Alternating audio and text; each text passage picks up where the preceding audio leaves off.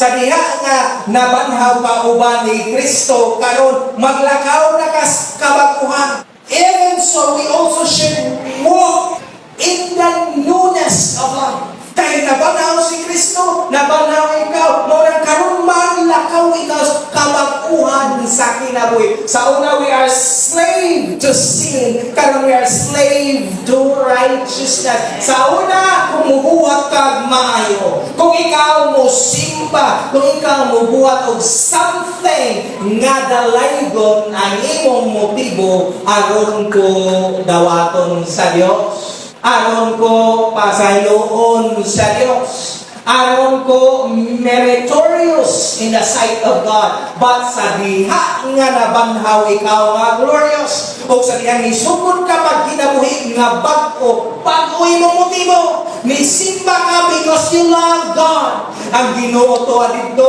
muadto ko kay I love God.